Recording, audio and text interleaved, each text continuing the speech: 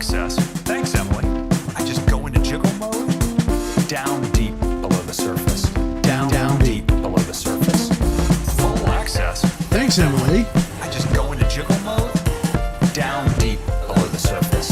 Down deep below the surface. Yes. Welcome, ladies and gentlemen, to the Think Different podcast. We are happy that you're here to join us every single week. We are starting a brand new series. That's right. It's the Apple Retail Series because we are going through every single role that is available at your local Apple store, and we're going through all the pros, cons, salary, everything that you need to know if you want to work at an Apple store. But damn it, we can't find Frank anywhere. Man, that goddamn Frank, I can't find him.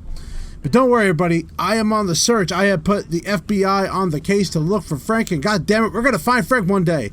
But until then, we are here to talk about the day of the life of a genius, and who better to talk about that than this guy? That's right, Will the TLD, the man who's going to have a boy of his dreams, is here today to talk about the life of a genius. So what are we going to talk about? Well, we are going to read everything that the Apple website describes of what a genius is and what it takes for you to be a genius.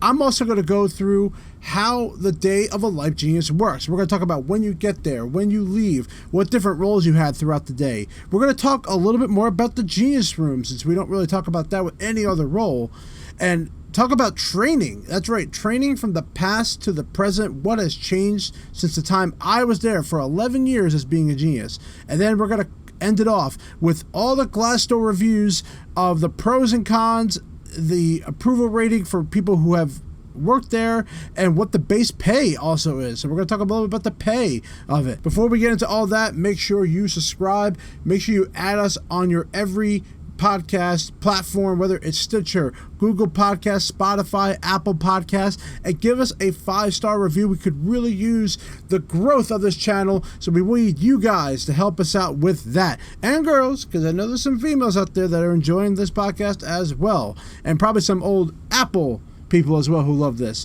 So let's dive into the Apple Genius. This is a generalization or a summary that they are from their website. I'm reading directly from them. They update it today. In fact, they update it every day. Every time you look at their Apple website for any post, they have it up there. So this is what it reads as of right now. Do you have a passion for hands-on problem solving? Do you love helping others by sharing your technical knowledge? At the Apple Store, you maintain customers' trust in Apple as a skilled technician, troubleshooting and repairing products. You use your amazing diagnostic and people skills to assure Genius Bar customers of swift solutions to their technical issues. You offer advice on accompanying accessories that will further improve the customer's experience and Apple products. You also educate your team members about products while independently keeping your own technical know-how up to date. With your customer service brilliance and empathetic nature, you will provide genius advice and support your both customers and team members. Your key qualifications to be a genius are strong people skills and a knack for problem solving, ability to maintain composure and customer focus while troubleshooting and solving technical issues, the ability to adhere to a schedule of customer appointments. Now, what I find interesting about that, they don't talk about anything in the key qualifications about your repair experience. So again, you may have any Mac computer repair experience. You may have never opened a computer in your life. They don't care about that. The idea is that you need to know how to problem solve, maintain composure, troubleshooting and solving the issue, and make sure that you're seeing a multiple amount of customers throughout the day. And that is the goal of a key qualification. Even if we go back to what I talked about, you're using your people skills to swift resolutions to their technical issues. And that I cannot, the summary is pretty much a good idea of what a genius is. And again, you could have repaired so many Windows PCs in your life, but they really need you to understand that you need to deal with the most difficult customers possible. And if you cannot handle people yelling at you, if you can't be empathetic towards people, then there is no way you could even work at the Genius Bar as a service technician, none less a genius technician, because you are held at the highest regard when it comes to the knowledge of these products. So let's go through the description. So as a genius, you provide insightful advice and friendly, hands-on technical support to Apple customer needs. You quickly diagnose the product issues on the spot, which we do. I would say we are given about 10 to 15 minutes to do that. Explaining the situations with patience and compassion. So again, that empathy we talked about, you have to empathize. I cannot imagine that someone at home has not dealt with a problem before with their computer, or they lost data or something significant, and that you have just lost your mind about that. You got to be empathetic towards that.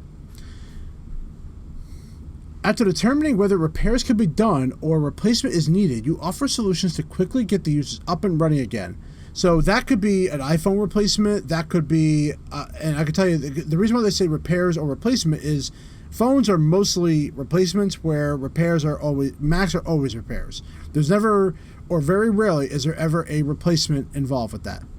You fulfill Apple's service commitment with style, speed, and skill. That's 3 S's. They don't include that. We have 3 A's, 3 P's, but they have the 3 S's. I'm going to use that. We have the style, the speed, and the skill. That's very creative. You earn the trust of the customer and coworkers, like you offer a mentorship, knowledge, and even tips and training. So again, you are not only earning the trust of the customers, but also your peers. You have to mentor service specialists. You have to let specialists understand why we're doing certain things, and tips and training, which I think we could definitely do a little more of that. When I was at the Apple Store, we definitely didn't always do that, but I remember one time we had one employee, probably the smartest genius I ever met. He knows who he is if he's listening. He opened up a computer and he explained how a computer works, what a processor does, what the hard drive does, what the RAM does, and he broke each of the parts down and showed them on the board or on the machine when they opened it up, and educated people on how the computer works. Why is that important? Well, specialists have to sell this stuff, and they're the primary ones selling it. Yes, a genius could sell a computer, no problem, but a specialist has to understand how a computer works, so that when people are questioning what processor speeds are what RAM is what, they need to understand what that part does in order for them to sell it. We're looking for people who identify problems and provide feedback to ensure our customer service stays relevant and current. You have to take ownership of your problems. And that's where identifying comes back, and provide feedback to ensure the customer service. And additional requirements that they're looking for: an aptitude for acquiring skills and technical repairs, and an eagerness to learn about all Apple products and services. Again, you have to know every Apple product and how it works. You are also given guides on how to fix everything. So you need to have the aptitude for acquiring skills. Again, they're not looking for you to already have the skills. They're looking for you to have the aptitude to acquire it. Excellent prioritizing skills and ability to make decisions quick. Because when you are with people, you are analyzing everything that they're bringing to you. If you're having a computer problem that's not turning on, you have to make a decision to understand what to do, what the right solution is. Is the right solution to open it up and try to power it back on? Yes. Is the idea to look for liquid damage? Yes. Are you able to identify problems very quickly and within 10-15 minutes make an idea? Now, I can promise you, as a genius, you can't always do that. Probably 90% of the time you can, but there's that 10% where you have to leave the computer there and maybe really try to analyze the problem. And eventually I'm hoping to get one of my friends on one day to talk about something that occurred with his product, and he's still dealing with the problem today that they have not solved. Excellent verbal and written communication skills. So one of the things that we do is we write notes down on what the problem was, what the troubleshooting steps were, and what the solution's going to be. You have to write all that down on documentation notes. That's not only important for the customer, but it's a legal document. So that means some people, and I've educated people a lot, if you're going to abbreviate words to represent something either we ran as a diagnostic or anything like that, you have to spell out that diagnostic from a legal perspective. If you're going to use abbreviations, they may not work, because if you don't reference them inside of your articles, well, then you're screwed. So it's very important that you know how to document. In fact, during the battery program, this is where I think everything changed when that battery program happened back in 2017, that we had to be very good at writing down our notes. Success in team environments, demonstrating shared responsibility and accountability with other team members. So shared responsibility it comes down to a team also being all at fault, because multiple people are going to probably be involved. In fact, you're probably going to ask others for advice that you are looking for, and you have to be accountable for that. If you're going to ask advice and you give the wrong advice, your person has to be accountable for it. We are a team, and that's the one thing about the Genius members is that they were a team. Were people more skilled than others? Of course. I think that goes for any role that you're in. Do some people become a genius that may necessarily not have the understanding of what a genius really is? Yes, that happens. And sometimes it's going to cause conflict, especially when you know someone's not involved or dedicated as others. Now, this is the big one. Flexibility with your schedule. Your work hours will be based on business needs, and that is always going to be the number one con. Remember, it's a retail job. You have to work a retail schedule. So that's what as of today, that is what they look for as a genius. Pretty interesting stuff that they talk about. So let's talk about the day of the life of a genius. So throughout the day, there's always this one thing called a download. And a download is basically a recap of what's going on for the day. A lot of times we hear positive and negative feedback from customers on experiences, new things that are coming out that we need to train on, or especially if they have big announcements like iOS 14 or macOS Big Sur. We have to know about those things ahead of time, and Apple usually is pretty good at giving us that information and also giving us tools necessary to learn all the new things that we're learning. If there's new procedures, we learn about that during a download. It used to be in the morning, or in fact, we used to do video downloads, which was a big thing. Now they pull you throughout the day, and everyone gets together maybe like once or twice, and everyone who just got into work has to get there, where the morning they do one, and they do one in the afternoon. So that's where you're going to eventually have the information you need. Now there's different zones when it comes to Genius Bar. You're going to have the bar itself. You're going to be on repair in the back room, which can consist of either a mobile or a Mac repair. And sometimes you're going to be the on point, which takes you to the front of the store to help guide customers to the right area they need to be in the store, and even if they need to be at the Genius Bar. Another thing they're going to do, helping out the admins, possibly helping, especially if we're not as busy, helping pickups occur. That's a big thing that we do every day. I will tell you that most of the day you are spent probably 6 hours at the Genius Bar all the time. Every technician typically has 2 hours of either a mobile repair or 2 hours of a Mac repair. It depends on what time you work. Geniuses have the ability to go in earlier before the store opens, which is a blessing. That is 2 hours of your day. You don't need to be in front of anybody. In fact, there were times where I worked 4 hours at the bar and 4 hours in the back, 2 for Mac and 2 for mobile, which is phenomenal to have. It is phenomenal to have a day where you have 4 hours of bar and 4 hours in the back room. Now, when you're at the Genius Bar, what we have to do is we have 2 main apps we work with, Concierge and Mobile Genius. And these 2 apps basically are a way to find out who we're going to be booked with. In fact, the app chooses based off an algorithm.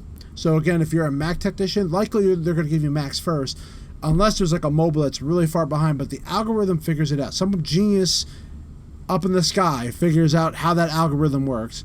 And then you move to Mobile Genius for documentation and for repair. And we have all these special tools that we run, all these diagnostics that are run on their own, and sometimes they can find the issue for it. For example, if a customer comes in and says a camera's not working on their display, well, we would run a tool that detects that display on the back, and if it's not working, well, guess what? You have to get a display replacement, because that's how the camera's built in there. You know, of course, someone like me, I would suggest getting a webcam and not repairing the display for $500. It's not worth $500 to fix a screen, but that's, like, again, ideas that we give them. That's pretty much how the bar works all the time. You're waiting for your next appointment. You keep pressing a button that basically assigns you to the appointment. And heck, if you don't have enough time to take that appointment before you have a lunch or a 15-minute break, it tells you not to take it. So sometimes you can request to leave the floor earlier, or you could take something that's very quick to get someone in and out, and it helps the team. Because if you don't go on time, it's a big problem. Let's talk about the atmosphere in the room, though. This is one of the favorite parts of being a genius or a service technician. You get to be in that room. In that room is typically an admin and at least 2 to 3 techs, possibly the lead. One of the best things is being in that room because there is basically no filter. You know, you could say whatever you want, do whatever you want. You have a little fun. You have a home pod in the room. You could throw some music on, and you get to enjoy yourself being next to a technician. So usually there's always two. Usually there's a Mac tech and a service tech. Usually are in that back room. It's fun to be in that room. Won't lie. I enjoy the experience of being in there, and I enjoy getting away from the customers for a little bit. Plus, you know, you could also have time to work on Mac stuff. If you're on a mobile repair and you have some Mac things that maybe didn't get done, well, this is your time to do it. Of course, you're not supposed to. You're supposed to be on mobile repair the whole time, and the system kind of locks you down. But hopefully they give more time to do Mac repairs. The room can be loud at times, but the door is kind of soundproof, so you really can't hear anything what's going on. And I really, truly enjoy being in that room, especially at 8 o'clock in the morning. I'm by myself, just with the admin, and I'm working on my Mac repairs, and I try to get as many done as I can, run diagnostics. It's a great feeling to do that. What's changed in the past couple of years is Genius Training. Now, I've talked about this in the past, that I got to go to Genius Training out in Cupertino, California, at the old Apple campus. I got to go out for 3 weeks of training. Apple paid the entire way and gave us $75 in spending money for food. $75. So I think I gained at least 5 to 10 pounds of food because it was never ending. And you would have to find the hidden spots where you'll buy a beer, but you know what? You might just get it slipped under as an iced tea. And that's the kind of places you like to go to at times. But this was a tremendous thing. Apple did have their own food on campus, which was really phenomenal. I mean, the food was actually very good and very affordable. Like, I would spend $10 to $12 on food, and then I have all that extra money to spend on my own. And that includes the weekends, by the way, as well. Today, they don't have that. They finally figured out that maybe doing that might be just a little too expensive. And what they have now done is they do a video training at the actual store. So they're by themselves for 3 weeks, basically looking at how to repair things. They use this kind of weird system where I used to have to physically repair things, where they had to move like screws and put them in the right order on the computer screen of how to repair. So there's really no hands-on. There might be. I haven't really dived into someone repairing, but they definitely didn't repair old stuff. That's probably the biggest thing. I mean, come on, man. Let them repair like old iMacs that we still service. Come on. I mean, come on. But now it's getting harder to repair Macs because everything is kind of switching to this new style, and it's a little harder to repair the Macs than you think. So I'm a little upset how the Genius Training goes now. I wish they would go off, maybe even go off site and train all the geniuses at the time in the area. I think that would be very valuable. All right, it's time to break the glass down because we're going to go to some reviews from people who worked at Apple as a Genius technician and gave their review on the process. So we're going to start with the negative, and then we'll work our way towards the positive. I can tell you right now, I looked on Glassdoor, not too many one-star reviews at all.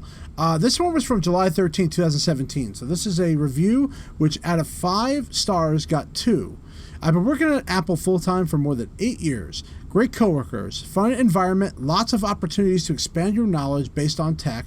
If there was a repair genius position, I would be in heaven all day. And that's what I was talking about, being in the room all day. Cons.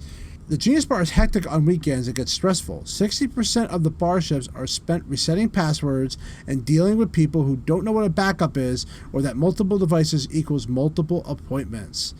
Advice to management. Stop micromanaging. You aren't helping as much as you think you are. And just talk to your people. Connection teams are a joke when you sit down once a year during your reviews. Exchange Journal is laughable. So, Exchange Journal is when you document what you're doing every day, like situations that things you're working on. And the Exchange Journal was kind of the documentation of that. So that's what he's referring to in this review. I would say that the pros are pretty much up there, like Repair Genius. If you want to be in the room all day, yep, that's a perfect role for somebody. Genius Bar is hectic on weekends. It gets stressful. That is incredibly true. And people coming in, 60% of the bar shifts are spent on resetting passwords. Now, I agree with the resetting passwords, but that's changed. We try to push that to online because in the store, we literally have no way to help reset passwords. dealing with people who don't know what a backup is, or that multiple devices equals multiple appointments. It's like, so this is the best way I explain it. If you're bringing 2 children to the doctor for one appointment, I don't think the doctor's going to be able to help 2 children at the same time, right? Well, that's what we're talking about. If you're going to come in with a Mac and a mobile device, you have to make 2 different appointments for that, which in the store, we can help make that if you're going to make multiple appointments. But online, you can't. And some people, I would say a small percentage know that. A lot of people don't, though. And when it comes to micromanaging, I don't think they're micromanaging, but the connection teams, I could understand why someone would be mad about that, because we have these teams that are supposed to be groups of people, but we very rarely got together, and which he's referring to, you sit down with them once a year, which I agree. I think they've gotten better where they sit down with you at least once a quarter. As far as like your team, though, I can't say they did that all the time. So I'm going to give you a 5-star review from, this happened just recently, May 19, 2020. I have been working at Apple full-time for more than 5 years. Pros, benefits, long-term growth, company culture. Cons, hours, politics, retail customers, and retail culture. So again, same deal. And then there's another con, micromanagement. Another one talking about micromanagement. They tend to focus on one negative customer who left a Net Promoter survey for unrealistic expectations while ignoring the dozens of others of customers who could have scored a top. That's true, but I in my store, I haven't really felt that. The pros that this person, and again, 5-star review, great healthcare, absolutely. Transit sub, absolutely. 401k, 100% match after a few years. An RSU bonus of $2,000 every year, which, yes, they did started doing that a couple years before I left. Advice to management, there's a giant disconnect between retail and corporate. I can see that. So this is an idea of some of the reviews that people used to work there. Now, let's talk about the overall general. This is all the reviews combined. These are all the pros. Apple has great benefits for students, even as part-time employees. Great people to learn from and very helpful. Good benefits for part-time employees. Great company to work for with benefits. Great pay and benefits from them. So this is like all the pros. Cons, sometimes long hours when it's a busy season. Retail hours are not fun at all. I have no cons working for Apple. Frequent travel, almost no work-life balance. Nothing much. It's hard to move up unless you're driven. The last 2 I would 100% agree with, that there is no work-life balance unless you have been there so long and you have the vacation time to get off, or it's hard to move up. Very, very difficult. I was there for 11 years. I went from specialist to genius, and I didn't have any lead spots. I didn't have any other experiences when I was there. It really was limiting on what you could do there. Out of 5 stars overall, it has a 4.1. Culture and values has a 4.2. Work and life balance is a 3.5, which I would probably put at a 3.0. Senior management, 3.6, which my stores are different depending on where you go. Compensation and benefits, 4.3. I probably would knock it up to a 5. That's how good I think they are. Career opportunities, 3.6. Overall, 82% will recommend this as a friend. 93% approve the CEO. And 71% positive business outlook. And then as the trend from 2019 to 2020, it's gone from about an average of a 4.0, a little bit above. So it's been going up. So people seem to be very happy being there. The most stars obviously was 5 stars. The lowest is 1. And let's talk about hourly pay. This is what we're going to end on. So this is going to be my area in New Jersey. So I'm picking New Jersey as the area. Of course, everywhere else is different. Based on one salary, the base pay is $21 to $23 an hour with a total pay of $44 to $47K. And this probably doesn't include stock that you're taking out, profit sharing, commission sharing, bonuses, and your health benefits. So I would say this is a little high, I think, this is based on one salary. So that's why it's very hard to find out what it is. If I took the average salary, and I'm talking all cities here, based on 537 salaries, this is Apple Genius or Mac Genius, they're kind of the same, is about $47,000 to $48,000 with a $23 an hour base pay. Additional pay, if you look at the average, you're going to make around $47,000 to $48,000, which equals $23 an hour of pay. Of course, it's going to be lower in the non-cities. So that's the idea of an Apple Genius role. I hope this gave you guys some insight into what an Apple Genius does, you know, the benefits, the pros and the cons, like what they're looking for as a genius. If you were going to go and apply for a genius, the main thing I'm going to tell you is you need to have stories. You need to show either customer or client experiences, and you better bring a damn good story with you to talk about. You need to talk about if you were pressured in a big time situation, what did you do to solve that problem? You know, you need to talk about, you know, your experience with Apple products, and some people, maybe people in your own family, how you convinced them to switch, or you know, and your knowledge in Apple products as well. I mean, they'll teach you that, but the main thing you need to know is problem solving. How do you solve problems? How did you solve technical issues very quickly? So that is the stories you need to bring to these interviews if you get one. It's very hard to become a genius. It is extremely hard. They really put you at a high regard. It took me about a year or two to become a genius when I was a trainer, because I just wanted to move on when I saw the writing on the wall when they were ending the one-to-one program for these trainers. And, you know, it's really an amazing experience, and they take good care of you. They will take good care of you as a genius, and most importantly, just working at Apple in general. I hope this guy helps you out, guys. Damn it, man, we got to find Frank. We have to find him. Meanwhile, I figured we end this episode with Craig Federini because we have this beautiful song that we had in the beginning, and let's end it with the Senior Vice President of Software Engineering talking about that scribble and thanking Emily. Make sure, guys, you join us for every single week here at the Think Different Podcast. Add us on our Instagram at ThinkDiffPod, on Twitter, and Think Different Podcast on our Facebook and Instagram, guys. I want to thank you guys for joining me. I hope you guys enjoyed the solo show. I wasn't with anybody this week because, damn it, we can't find that man known as Frank Funk, but we will find him. But I'm hoping, guys, that you enjoyed this episode for the Apple Retail Series, where we talk about different roles in the Apple Store, and we're going to continue down the road with technical specialists, creative. We have so many more to get to about every role at that store. Thank you, guys. I enjoyed everything, and we're going to take it away with Craig Federini with his beautiful song and thanking Emily. Full access. Thanks, Emily. I just go into jiggle mode